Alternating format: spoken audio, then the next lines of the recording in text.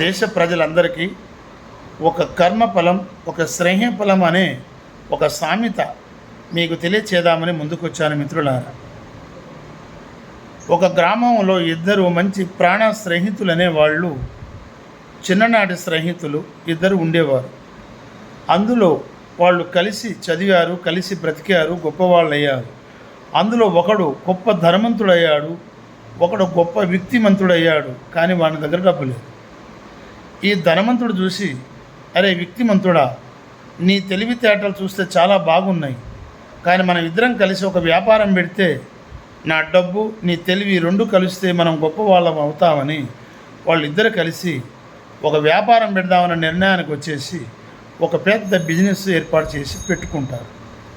కొన్ని సంవత్సరాలు ఆ విధంగా గడిచిన తర్వాత వాళ్ళు ఆ డబ్బు కొన్ని వేల కోట్లు సంపాదించి వాళ్ళు గొప్ప వాళ్ళు అవుతారు.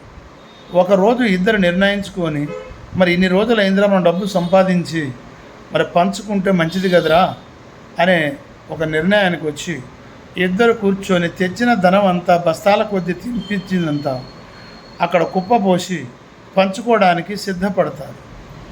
అందులో ఎవడైతే మొదలు దమిడి లేకుండా వ్యక్తితో వచ్చాడో వాడు ఆ డబ్బు చూసి, ఎప్పుడు చూడని డబ్బు ఒకేసారి చూస్తాలకే కళ్ళు పచ్చ అయిపోయి వాడికి దుర్బుద్ధి వినేశకాలంలాగా వాడికి దురాలోచన కలిగింది. ఏమన్నాడంటే, ఇంత డబ్బు నేను సంపాదించగలుగుతానా, ఈయనకి వాటా ఇస్తే, మరి ఇదంతా నా ఒక్కడికే దక్కాలంటే ఏం చేయాలి, ఇన్ని లేపేస్తే ఈ డబ్బంతా నాకే ఉంటుంది కదా, ఈడు పెట్టింది పావల అయితే నేను సంపాదించింది బారణ కదా, మరి నా తెలివితేటలతోనే కదా ఇంత డబ్బు సంపాదించింది, ఈయనకి వాటా ఎందుకు ఇవ్వాలి అని ఆ దురాశ కలిగి వాడు ఏం చేద్దాం అనుకున్నాడు, ఈయన లేపేస్తే నాకు దక్కుతుంది కదా అని వాడు ఆ స్నేహితుడిని లేపేస్తాడు. అందుకనే చెప్పారు,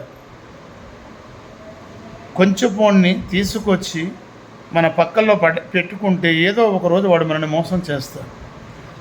సునకనాథం తీసుకొచ్చి తివాసం మీద కూర్చోబెడితే దాని వెనకడ బుద్ధులు మానవన్నట్టు వాడు చూశాడా, వాని బుద్ధులు మానకుండా వాడు ఆ పని చేస్తాడు.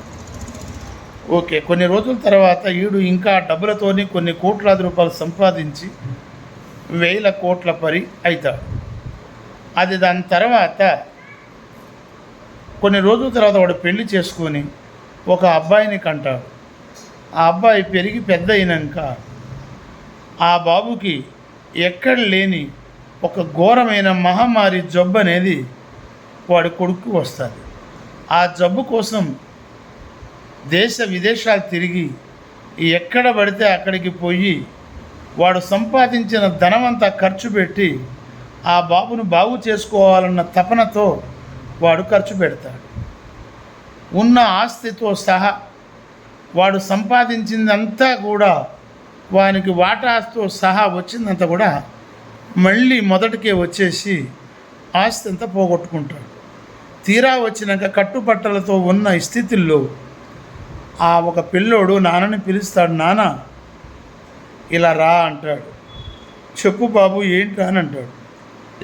ఏమి లేదు నాన్న, అసలు నేను ఎవరో నీకు తెలుసా నాన్న అని అడుగుతాడు.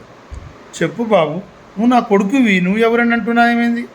అవును నాన్న, నీ కొడుకే పుట్టినవాడు నిజమే, కానీ అసలు నేను నీ స్నేహితుడిని నాన్న. ఎవరినైతే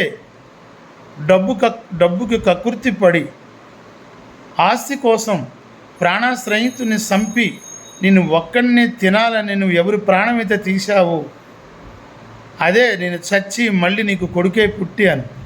ఎందుకంటే నా వాటా నేను తీర్చుకోవడానికి మళ్ళీ నేను వచ్చాను. ఈ రోజు నుంచి నా వాటా తీరిపోయింది. మళ్ళీ నువ్వు ఎక్కడి నుంచి వచ్చావో కట్టుబట్టలతో అక్కడికే నిన్ను పంపాను. నేను నా వాటా తీసుకోనని వెళ్ళిపోతున్నాను నాన్న అని వెళ్ళిపోయాడంట.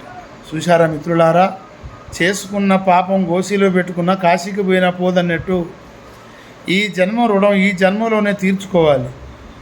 మళ్ళీ జన్మలో కానీ మనం ఈ జన్మలో తీర్చుకోకుండా ఒకరి దగ్గర అప్పు తీసుకున్నా, ఒకరిని మోసం చేసిన, ఒకరి కొంప నాశనం చేసి మన కొంప నింపుకున్న ఆ కర్మ ఫలం అనేది తప్పకుండా 84 లక్షల జీవులు మనం ఎత్తవలసి వస్తుంది.